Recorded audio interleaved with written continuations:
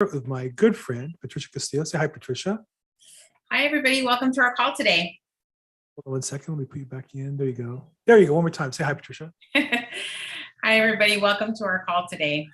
Good. And this is our Wednesday afternoon home buying seminar. We get together every Wednesday to talk about what it takes to buy a home in today's market in California, across the country, where people come out from all over the country, where vendors come in and help us explain how to be successful in buying a house. Now, one of the key questions I'm sure everybody's asking today is, what is up with interest rates? Patricia, what's up with interest rates? Right. Well, as we know, they're increasing, and I think they're still slated to go just a bit higher. But I wouldn't let that distract you from, continuing your quest and buying a home, because it's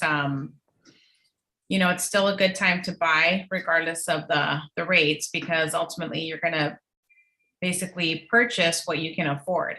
And it's better to buy something that you will eventually own and could pass on to your family. Well, I think it's important to calculate the payment that's available to you today. And if you can afford it, great. And if you can't, maybe you need to save more money or cut some expenses or find some other strategy. Right. I think a lot of people looking at this recent run-up saying maybe we should get an adjustable loan that is fixed for 5 or 7 or 10 years, where they do maybe refinance along the way and save a little bit. But whatever it is, the numbers need to work. And if the numbers work, it's still a good time to buy. How many buyers last year were you showing property to that couldn't afford to buy a property? Well, I mean, most of my buyers did qualify. I'm sorry, I asked the wrong question. How many buyers were you showing property last year that could afford to qualify, that couldn't get their offer accepted? Yeah, that was a challenge. Not so much that they didn't qualify. It was that they couldn't get their offer accepted because of the competitiveness with so many buyers looking at the same property, and we'd get into a multiple offer scenario. Right. And go back in time, how many buyers, let's say 6 months ago, a year ago, made offers that if it gone up another 5%, they'd be thrilled to have got that property 6 months or a year ago at that price, at that mortgage rate, right? Right, absolutely. And now if you're one of those buyers that waited because you thought the market was going to change this year, now you're paying a higher cost for probably the same property, or the floor plan you would have bought last year. Right. So it's always a good time to just look at your budget. And as soon as I tell my clients, as soon as you start thinking about buying a home, you have to get committed to that process. And that usually starts with making some adjustments to your budget and scaling back on your spending and keeping the focus on what it is that you are trying to accomplish. If you're trying to accomplish purchasing a home, then that should be the focus, is stay committed to your goal of buying a home. Right. And I think it really gets down to, if it makes sense to buy, if it's a good decision to buy, then do it. Execute the plan. If it's not a good idea to buy, then don't. But I think where people get caught is in the middle. They know it, they should, or they want to buy a property, but they don't really go all in, and they get kind of cut short. Like I said, people who didn't have the confidence 6 months ago, where you are really kicking themselves that the property went up. In some cases, I have clients who had they bought a year ago, they would have made more money on their property just sitting in the house making payments than they earned in their income for the year. Right. Yeah. I mean, the price appreciation has been, historical. I mean, I've lived in my home for almost 7 years, and it's already doubled from when I purchased my home at. What do you think the changes from a year ago to today? From a year ago, I would say at least 200,000. There you go. You made more money just sitting in your house sleeping. You could have sat on your couch. Just occupying it. You could have literally sat on your couch, ate bonbons, and watched Oprah Winfrey reruns and made more money than most people on this call. Yeah, absolutely. After taxes, you need to get taxed on that money. That just went right to your bottom line. And so that's the power of real estate. That's the power of real estate. And I think why we are so anxious that if you can afford it. Now, nobody wants you to buy a house you can't afford. But if you can afford it, get a plan together, get with your lender, get qualified, know what you can afford, move decisively, work with a great realtor, Patricia, work with a great realtor, and execute the plan, right? Absolutely. Okay. Yeah. And I mean, I think, because of the prices, and the appreciation that we've seen over the last year, now there's this opportunity for first-time home buyers. That is the forgivable equity builder loan. And this is offered by CalHAFA. So, that's something to look into as well. You may qualify for a forgivable equity builder loan, which means that they will basically give you the 10% of the purchase price of a home, and it's a second loan. So basically that's something that you don't pay. And if you stay in the home for 5 years, then it's forgivable. So that's a very attractive first-time home buyer loan to look into as well. Well, and 6 months or a year ago, a seller wouldn't even consider that offer. It'd be considered too much trouble to deal with the second loan, correct? Most likely. Right. And so I think that's the opportunity is we can't go back in time and fix the price. We can't go back in time and fix the mortgage. But if you still can afford a house, and if it makes sense financially for you, we can get financing in place that's appropriate for you, like a silent second, where you can perhaps save 10% of the down payment money. That's really the money you might have made or might have saved had you bought a year ago. You're kind of going back in time if you can qualify for that. So, Patricia, if somebody's interested in that program, what's the step? Is there they contact you and you put them together with a lender, or how do they get involved? Yes. So they can contact me because CalHAFA is not a direct lender. They work with approved lenders to secure the financing for buyers. Right. So you'll need the regular documentation like pay stubs, bank statements, employment history, prior tax returns. And so if anybody's interested in that, I can definitely point them in the right direction to get started with that application. But that said, it's still challenging in that there's more paperwork than normal, right? Twice as much paperwork, 2 loans in essence to get done. Mm-hmm. And so, yet if you prepare and get done ahead of time, it's something you can do. You can save money. And it's also a way that you can maybe go back in time and get some of that equity. Now, just for being on the call, this call is meant to be participative. So, and I will tell you, the more money you make in life, or the more you participate in life, the more money you make, the more wealth you get, and more income. So if you have questions, turn on your camera, unmute yourself, raise your hand, put it in the chat box. If you're watching this live on live stream, either YouTube or Facebook, go ahead and put a question in the chat box. I do my best to catch you there. And we'd love to respond if we can help you with questions. It's designed to help you achieve your goal of buying your next house. There's Annabelle Pacheco. How you doing, Annabelle? Hello. One of our good Welcome friends. to the call. Thank you. I finally made it. Yay. Like Zoom call after Zoom call after Zoom call. So it worked out. Annabelle Pacheco is one of the top realtors in the marketplace and a big time investor investing in multifamily and a hotel here in Southern California, and mother of 3 outstanding children and wife to an amazing husband. Are you She gets talking about 5 me? stars. That's you. That's you, Annabelle. Yeah. Well, thank you. Okay. So do we have any questions? I know I right at that moment jumped in. I'm so excited to see Annabelle. She's been a good friend for a long time. But do we have any questions? Anybody have anything they want to ask us that's on the call? Yeah, and for those of you on the call, I did upload in the chat the link to the CalHAFA website if you're interested in reading more about the forgivable equity builder loan. And it's an equity builder. It's not a builder loan, meaning can that be for any resale house? Could that be for what, Bill? Any home? Does it have to be a brand? It's not a builder home. It's for some reason it's called forgivable equity builder loan. That's the name of it. Right. But no, it's not for new construction. Got it. Yeah. Yeah, it's exciting. And we have lenders we work with that will help you with that process and duplicate the paperwork and make it available for you. And again, there's a chance to kind of catch back some of the equity. Again, as a listing agent, Annabelle, a year ago, if you gotten offers and one was a regular conventional loan, one was cash, let's just say conventional loan. Let's even just say a regular FHA loan. You had 2 offers. One's FHA, one's FHA with a silent second program. Would you even consider, if the 2 are the same price, consider the silent second? All things equal?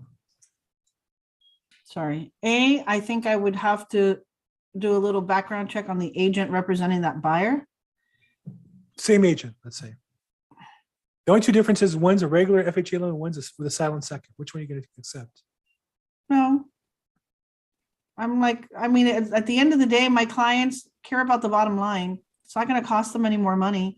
I mean, and they're going to net the same amount of money, and they're going to give an opportunity to someone that's going to come in on that program. It just depends. It really depends on the client. I remember a year ago how busy lenders were. They were Oh, on a these year programs. ago. A year ago. Correct. A year ago.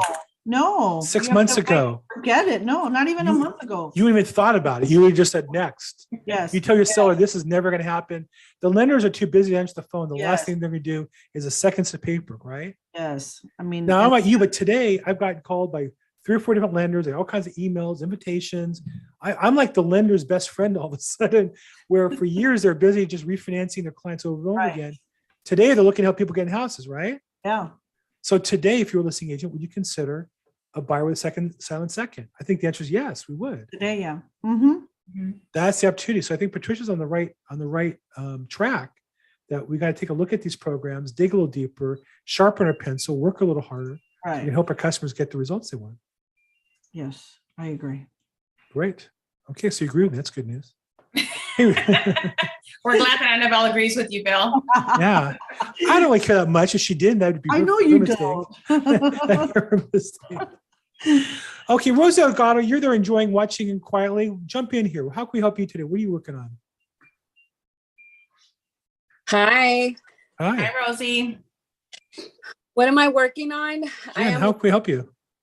I'm working on doctor loans. On what loans? Doctor loans. Can you hear me? Doctor loans. So she got the bougie stuff. We're here talking about equity builder loans for first-time buyers trying to build some property, and you're working on doctor loans, helping doctors buy more property. Hey, they're first-time buyers as well. Yeah, sure. Some heart surgeon buying a $5 million house in La Jolla. No, you'll be surprised. It's for residents that are going to graduate in 6 months and they need to buy a home. Nice. And so Yeah. you have special programs. What is it? What's the doctor loan do? What benefit is it for a doctor? So because they already have too much student debt, we are doing a 5% down payment versus 10%. Boom. With 10%, they actually have no mortgage insurance up to $1 million. With 5% down, there's going to be a little bit of mortgage insurance added to the product, but we're trying to make it affordable for them because we do have to count 1% of their deferment student loans. Got it. So the bank's underwriting and telling a doctor you can afford this. The doctor's saying, I got student loans. I'm worried about it. I've been living on the cheap, but here's your chance to buy a house. In times of inflation, we know everything goes up in price. Everything's Mhm. going up in price, including a house. And so the surest way to take advantage of that, protect yourself, is by buying a property. And here the bank, U.S. Bank, right, is US Bank. is offering you a loan with 5% down if you're a doctor. If you're a regular citizen, you can get in with 3.5% down an FHA loan. Rosie, do you do the silent second program, the equity builder that Patricia was talking about? Is that a program that you guys offer as well? No, we do not. And I think that's fantastic that she is finding research for just different type of clients that we have out there. We just can't focus on one product. And I think that's amazing. Just curious, since you're a lender, 6 months ago or a year ago, how busy were you with refinances and the phone ring off the hook versus now? What's the volume of difference in your business maybe even in your department? What's the volume look like the difference?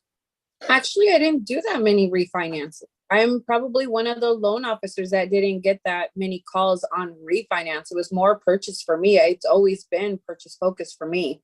Got it. How about your office overall? Yes, a lot of them are hurting. They're hurting because they just focused on refinance. It was easier.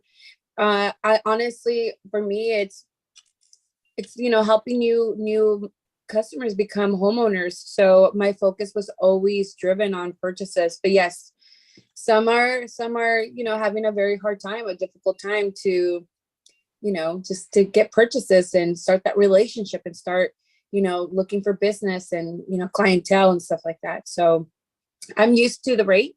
This is something, it's nothing new to me. This is what I dealt 5 years ago when the rates were up at 4 and 5%. Right. There's a difference when it comes to the purchase price, but this rate is just, it's like I always say, it's fixed for 30 years. You're good for 30 years. And there's always going to be an opportunity to modify your interest rate. So that's what we're going to offer. It's funny. When you invest in the stock market, prices go up and go down, but you buy and you can only sell once, then you're cashed out. With a mortgage, you really get multiple chances. If you buy today and locked in, and rates today are about 5.4%. But if rates go up 2%, you're locked in if you keep that mortgage. And if rates go down, though, let's say to 4%, you refinance. And it goes up again to 6. Well, you got 4%. It goes back down to 3, you can refinance. So as long as it's moving, you really have a chance to profit quite a bit.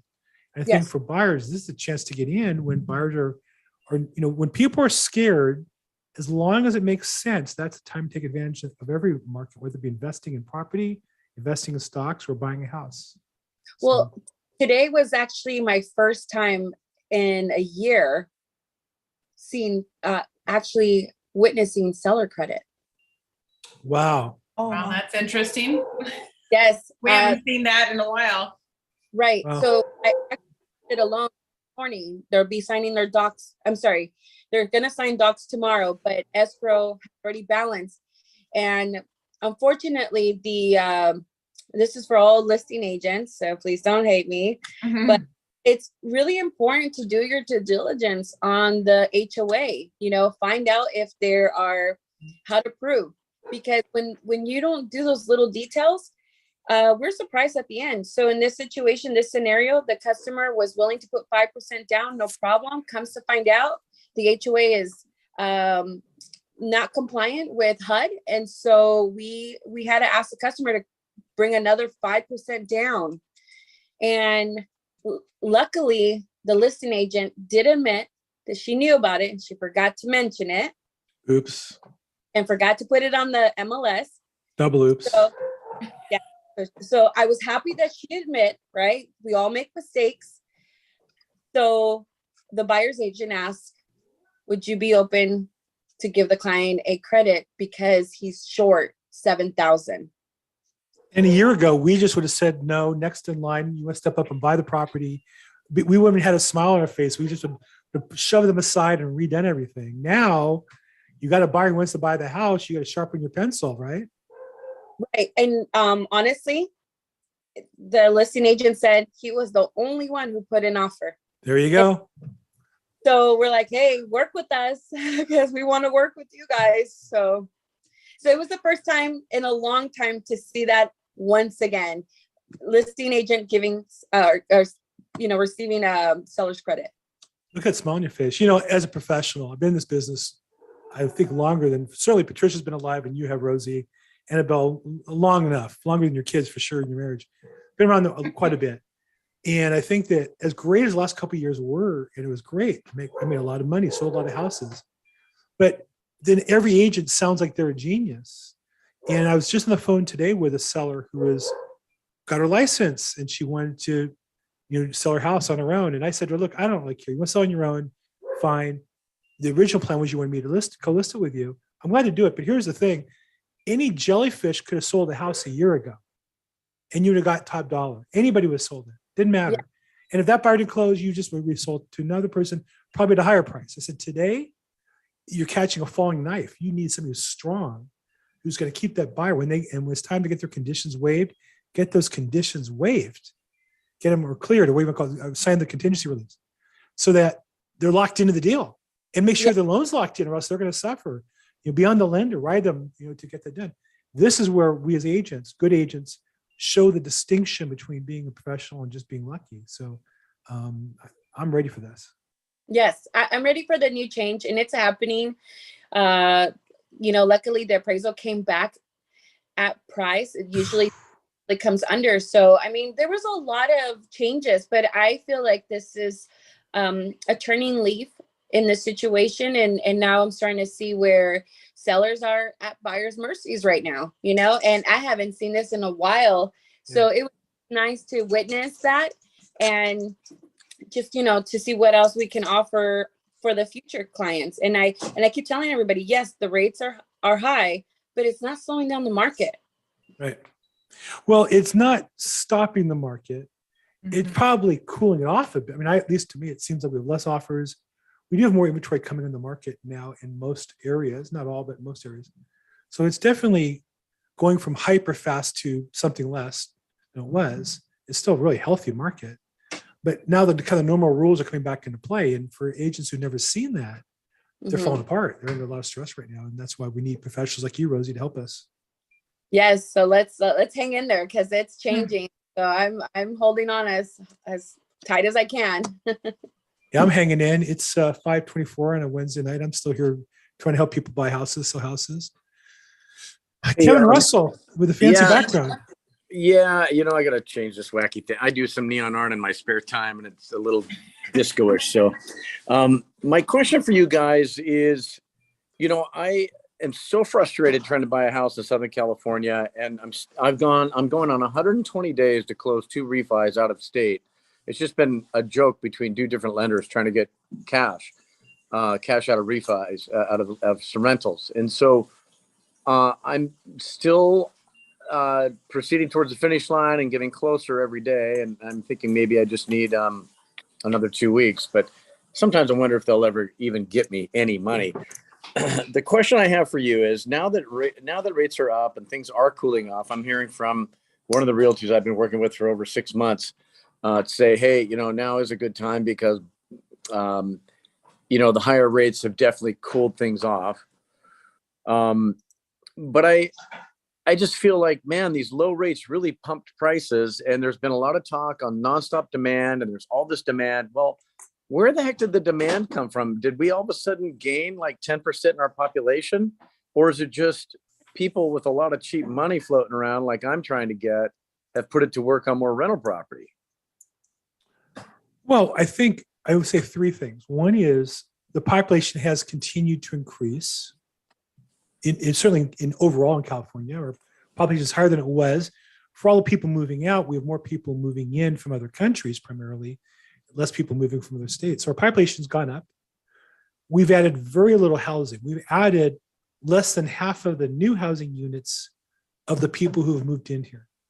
So there's a supply demand issue. It's because so much of California doesn't want to allow building, and we're dense in the cities, and they don't want to build out in the, when I was younger in the industry, we were building Rancho Cucamonga and building Ontario and building Altaloma in the north. We're building Santa Clarita. We're not building as much out there, those new homes. So there's more people, not as much supply as there should be. And I think the third factor you mentioned is there's extra money. It's like playing Monopoly. If you've ever played Monopoly, certain people have different rules. Like every time you hit the Park Place, there's like another $500 in the middle. At some point, there's so much money that nobody can ever lose. That's kind of what's gone on here, except somebody will lose. And I'm not sure what that looks like.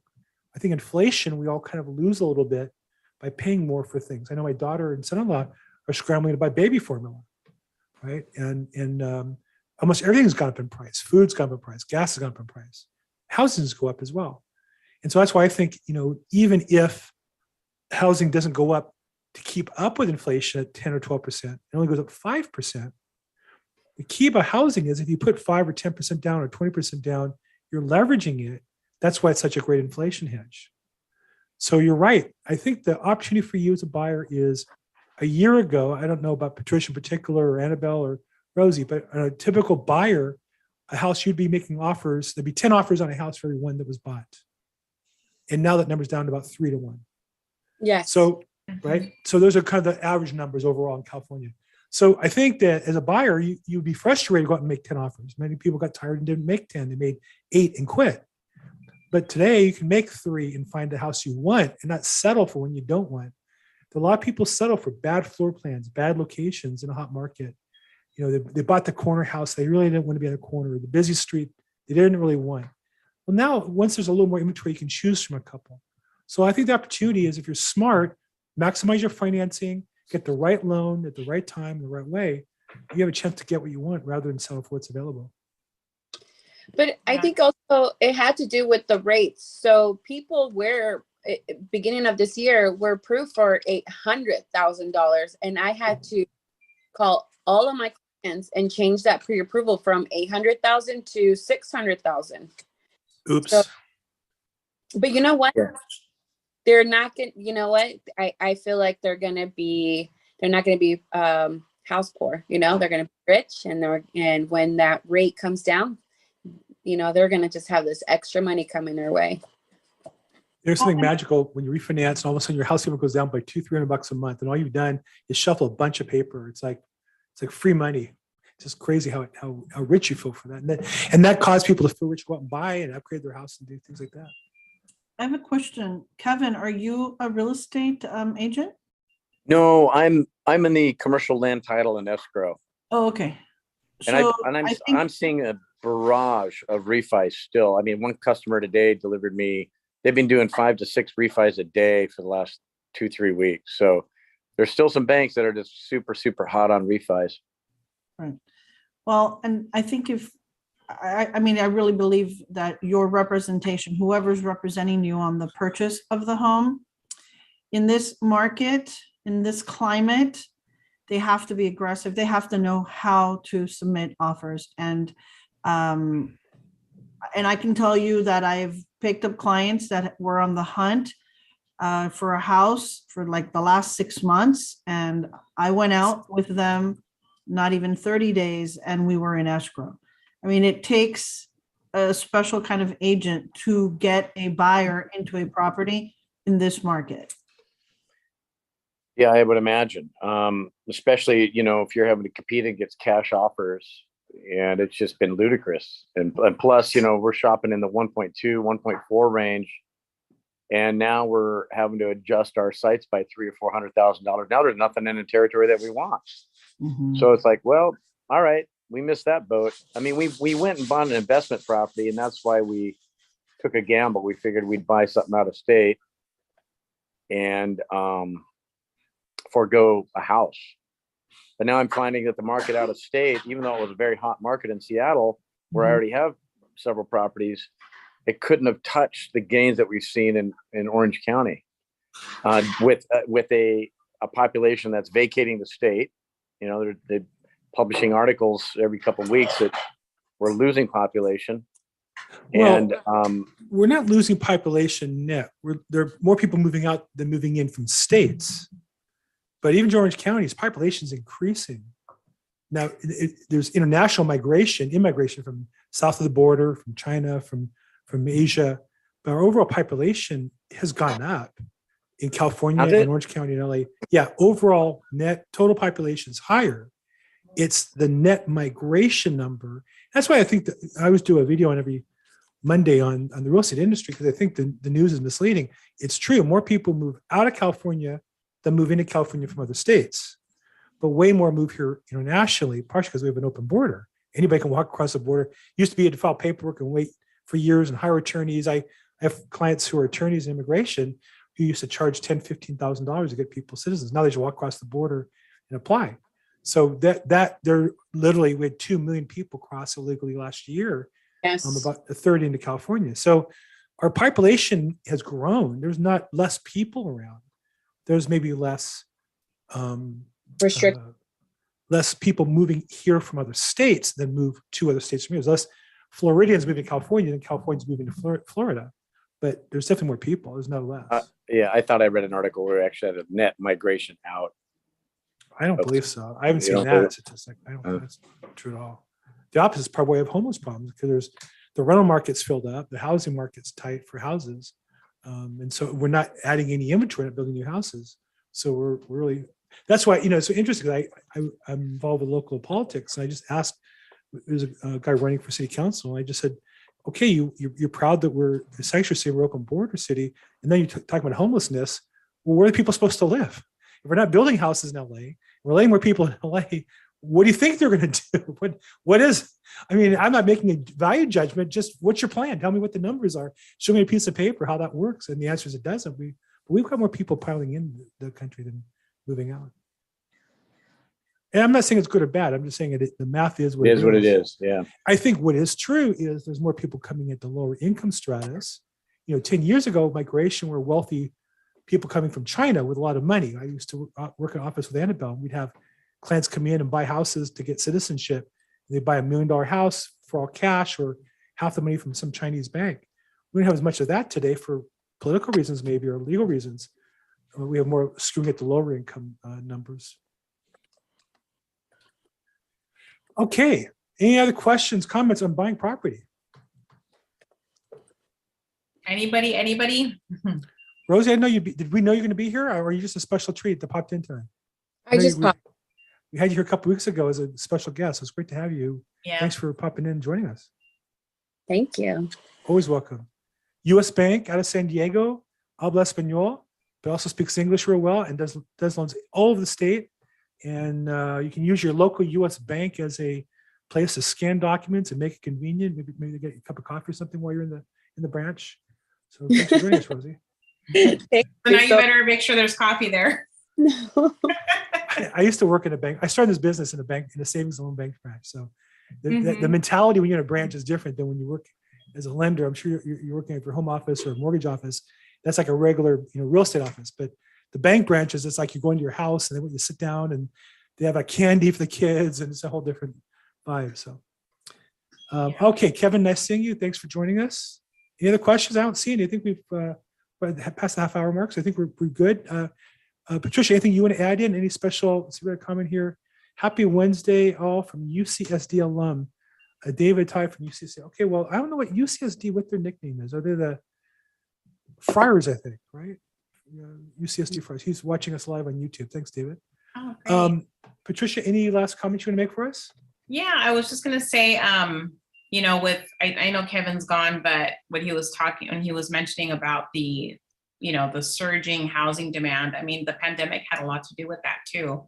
People were reevaluating their places at home, their space, combining their living space with other family members and maybe selling off another property.